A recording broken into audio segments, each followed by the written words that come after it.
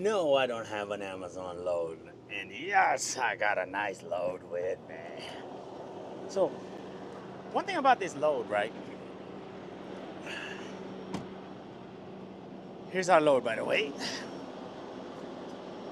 It's part of a boom of a crane. Now, they were calling it 11 foot tall. Oh, check it out, by the way. Check it out. I'd say I do pretty good, huh? That's pretty doggone close. Anyway, so they're calling this 11 foot tall, right? This is not 11 foot tall, man. Like, even at the tallest point right up there, I'd say maybe just slightly over 10, you know? But, and also, they were calling this 38,000 pounds. This is nowhere near 38,000 pounds. So I had to fight a lot to negotiate this load. I mean, like, the negotiation between, the exchange, a lot has happened, or a lot of exchange when we were negotiating this rate, because of they were claiming that it's 11 foot tall and they're claiming that it's 38,000 pounds. So I say, you know what, man, with all of that, all of these that you need, let's go at this rate. And then back and forth, back and forth, back and forth. And eventually we settled on almost $6 a mile. Let's go.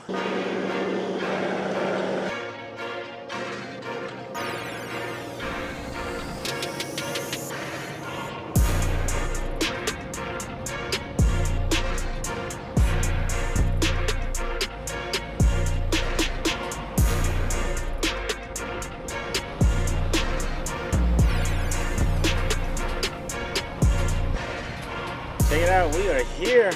We're delivering to this job site. I don't know what this job site does, but that's the crane right there that we're building. The rest of the trucks are actually here. We actually had the easiest load. Before I run out of battery on this camera, I didn't bring my doggone charger with me. Let's go check out the securement on this load, okay? So, it's a boom, right? And I think we got the top part actually. So when you're securing these things, these booms right here, you got to be careful. You cannot put anything over the top to where you put a strain on that thing. That's why you have to go stay below on the frame, okay? The guy where I picked it up, usually if you ask the guy directions, and they'll let you know. So the guy that picked it up, he said there's no problem with the way I got it right now. I put a lot more straps on there because the more straps that you have, the more it's gonna hold like steady. You know what I mean? These things are pretty tight anyway, and it rode good. Even though it's top heavy, they did have to put that rubber on there. That's why I always carry rubbers, even though, like, I picked one of these up from the Amazon yard actually. They're just sitting around there. Why not, right? So I cut them up usually. This one I haven't had a chance to cut, but I usually cut them up, and then, there you go, and then make a good use. But anyway, that is the load on this. That's how you secure this load. Usually, this is pretty good. This is like usually the ideal way to secure it. If you look right up there, they have, see, this is one long frame, right? So they got folded, right? And it's got U-bolts right there to secure it to this one, right? So you got that section, you got this section, you got that section, and you got 3 sections. So they have a U-bolt on it to secure it to one another. That's why usually you should not need no straps up there. And as a matter of fact, they don't want you putting straps up there. So I was trying to be nosy and asked the guy behind me how much he got his load for, because he's got a step deck and he's got a boom just like mine, but it's not as tall, okay? But anyway, yeah, he's a company driver, so he's not he speaks English, but it's a little bit. Anyway, I can get the information out of him. I was being nosy. So yeah, let's talk about this rate, right? So this load, right, They started this load at 1,000. Went from 1,000. I said no, I would never go to Phoenix for less than 1,400. Okay, and then the requirements that they had on this load was like you need a low pro step deck. It's 11 foot tall. Now, if you didn't know, in Arizona you can be 14. Okay, and you still don't need a permit up to 14. So I they needed a low pro, and it's going to be 11 foot tall. As you can see, there's no way that this load is 11 foot tall, even at this highest point. I don't even need to measure it really. I'm that confident just by eyeballing it, and from past experience, there's no way that this load is 11 foot tall. Maybe 10 at best. So anyway, yeah, we got away with this load, and they were listing it at 38,000 pounds, but I think they're listed it as at 38,000 pounds because, like, overall everybody else is gonna be on average 38,000 pounds, except for us, of course. This is only like 12,000 pounds. Anyway, so negotiation, right? So they posted it at 1,000. I did not even bother calling, and then they moved it up to 1,100. Still didn't bother calling. They moved it up to 1,200, and yeah, I get a little bit intrigued, right? And eventually they posted it for 14, right? And then I said, okay, now let's call it. I called it up, and they tell me all the details and all that, and I was like, okay, since you're looking for a low pro and it's an 11 foot tall load and it weighs 38,000 pounds, 1,800. She said, what's your MC? So I give my MC, and then she's like, okay, we'll punch it in. Okay, we can get you approved, but I can't do 18. She said, I can do 16. I said, no. With everything that you are asking for, that you're looking for a low pro step deck, I think it's only fair that I remain firm at 1,800. I told her I might go $50 down, and she said, okay, I'll call you back. So about 5-10 minutes later, she calls me back. She said, okay, 1,750 is good, and that's what we got this load for, 1,750. It's slightly, I believe it's almost $6 a mile because it's only like 290 miles, from here to Vegas. So not a bad load. Okay, now let's circle back onto the OTR thing. Now we're kind of actually technically OTR, right? We're away from home, we're OTR. Therefore, negotiations is going to be different. And also, right, you got Phoenix area. We're coming out of the Phoenix area. Normally, there's not going to be a whole lot coming out of Phoenix area, but with like a step deck that has ramps, with low pros, right? You normally have better choices, okay? You better chances, I should say. So there was a load yesterday. I called it in. I called, and it's coming out of Prescott, Arizona, going into. You know why I put that, by the way? I don't have no hair, and this thing right here is really rough on my head when I put it bare head. Anyway. So coming out of Prescott, Arizona, going into North Las Vegas, which is 250 something miles, and they're paying $900, right? See, the difference now is like we either gonna go home empty, or we're gonna get a load, right? This one is conveyor belts, and it weighs like 90,000 pounds. Like I said, coming out of Prescott, Arizona, and it's there's not a whole lot of negotiation here. Not one single bit of negotiation. Or I could have dead head home. It's one of those situations where, it's either take the $900, swing by Prescott, Arizona, pick up that load, drop it off tomorrow in North Vegas, and we're gonna be at 1,750 plus 900 plus the 350 that we did for the Amazon short runs, the empty move. So it's not bad for 2 days. You know what I mean? 2.5 days, yeah, whatever. So, I mean, right? So, like I said, either I was gonna deadhead home to Vegas or pick up this load. And this load was, it was posted for 900. They were firm at 900. I asked. They were firm. Before that broker gets any more annoyed, there's no way that she was gonna give me more. I like, okay, let's go do it. You know what I mean? I have to say that these boys are doing pretty good in assembling this crane, even though I've been waiting for almost 2.5 hours now. They started 2.5 hours ago, and look where the crane is now. They brought this whole thing like from the ground up. You know what I mean? Every truck was coming in to bring the pieces or whatever. You know, I don't even know what do you call the body. What do you call the main body of it?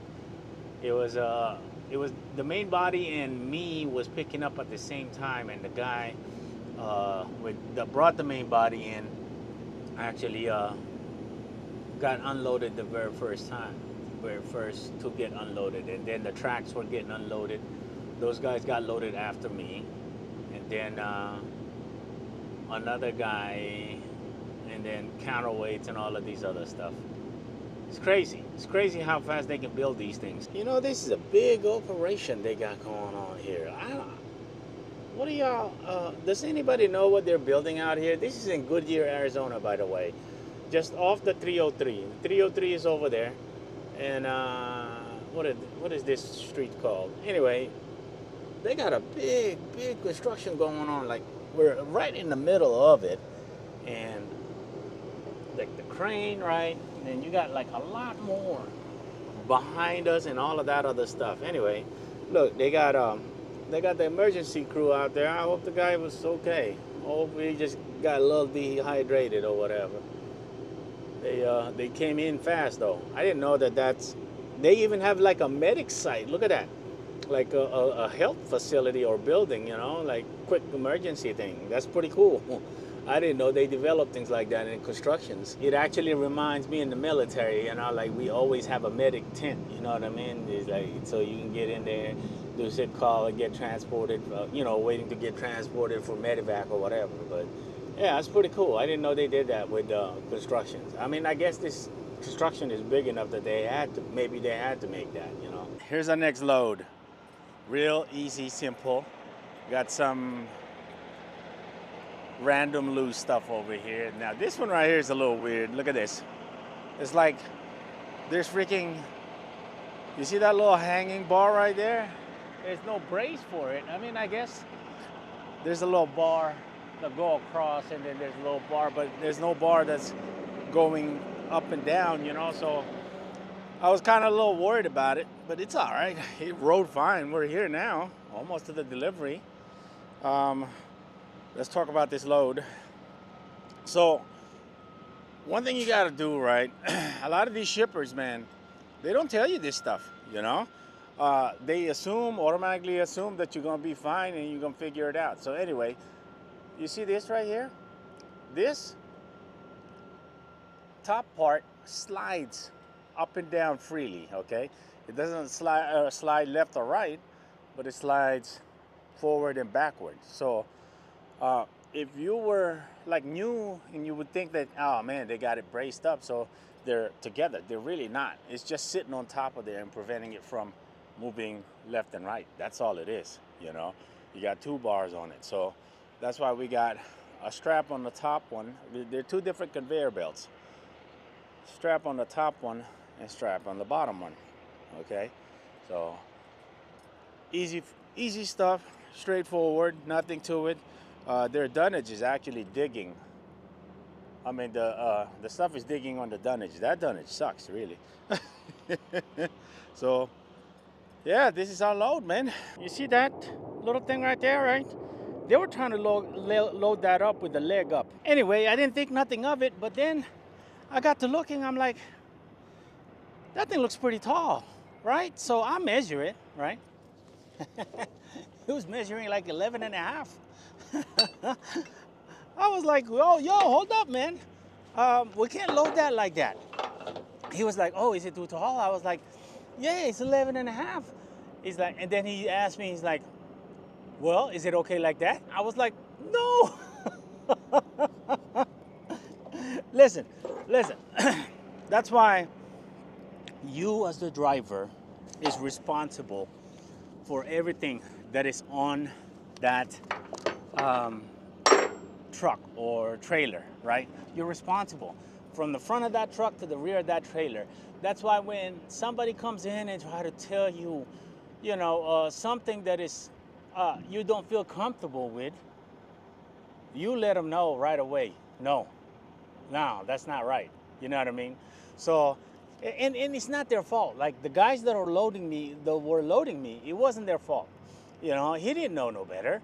Just like that. I told him, oh, it's 11 and a half. He said, well, is that good?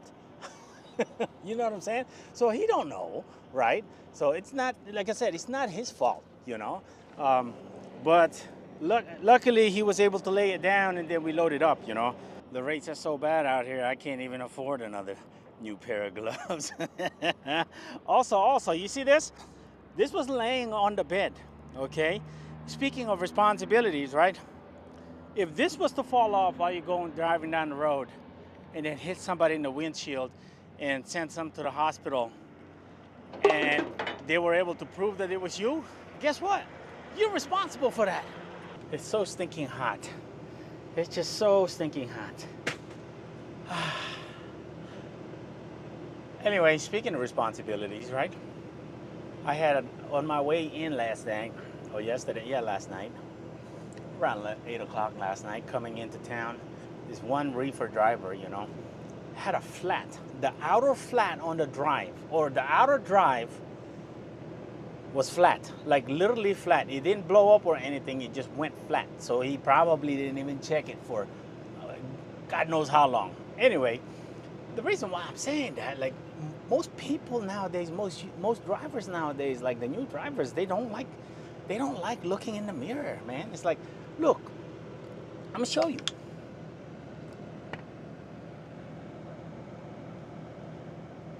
Look at that. If I'm looking at my mirror, I'm looking at my outer, and that's the outer that he's got blown up, okay? Or that was flat.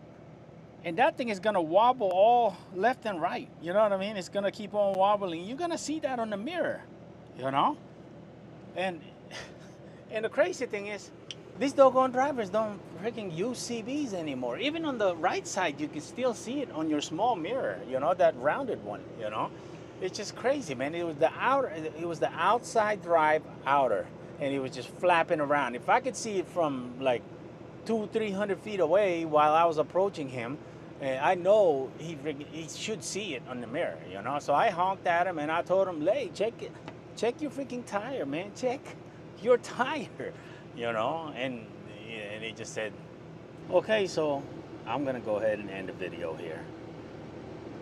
I'm loving this thing that I'm doing now. I think it's so much better than OTR. I mean, like, I guess when your priorities change, you know what I mean? Like, really, like, the growth really doesn't even matter to me anymore. I mean, mainly because, right, old lady got a good job, right? So, basically we're just going out a couple of days at a time. I see, the thing is, I'm not gonna be able to do this when summer break is over, okay? I got a 17-year-old at the house that is able to watch the little one a few hours at a time, until she gets off from work or whatever, right? That's why we're only able to do this a couple of days, 2-3 days a week or so. I can, like, on average, I probably just wanna stay out maximum of one night, and then come back. So, and that's what I've been looking at, right? That's the kind of loads I've been checking or looking for or targeting, and at the same time, I've been able to maintain and stay firm on my rate negotiation wise, right? When I'm leaving Vegas, I'm leaving Vegas with a bang, rate wise, okay? And I don't know how my fingers just get so dirty. But coming back in is no problem because we're gonna take rates that are not really that great, but I mean somewhat okay, you know what I mean? Just like that last load, right? That paid almost $3 a mile, and it's only going 250 miles, 200 something miles. So I mean, $900 for, to come back, it's all right. You know what I mean? And I could have came back. I would have been back a half a day early if I just did head. You see what I mean? So I mean, like, what's a half a day and make $900? You know what I'm saying? So that's why it's like, that was okay. That was not bad, and it was an easy load. You know what I mean? So, but yeah, I'm really liking these a lot. I like the fact that we can stay firm on the rate that we want achieved, and still have a great rate coming back in, and still have a great rate overall. You know what I mean? Um, Overall, we ran in 2 days. We ran what? Ran what is that? 300 plus 50. So ran 650 miles in 2 days, and grossed 3950, 2950. My mistake, 2950. So man, that's not bad. I'm not gonna be able to replicate that same thing. Like right now, if I was to look for a load right now, I'm not gonna be able to replicate that. It's just it's almost impossible. I wish I could, because I'll go out again, but I know I'm not gonna be able to replicate that. So why would I take something like slightly undesirable just so I can raise my gross up, but it's gonna take away from my overall rate per mile? You know what I mean? So you know what? We'll just keep the gross where it is. We're done for the day. We work 2 days. 2 days and slightly half a day, you know, because we just delivered. We just got done delivering now. But anyway, I mean, that's great, right? Like, that's good, right? Like, you can't really beat that, man. Fuel wise, we didn't use that much fuel. Truck didn't work that hard at all, you know. And the only thing is like I work hard physically because it's so doggone hot, you know. Other than that, man, the last 2 days hasn't been that bad at all, you know. Easy work, and yeah, we're not gonna make that much, but you know what? That's good enough. We will see y'all in the next video.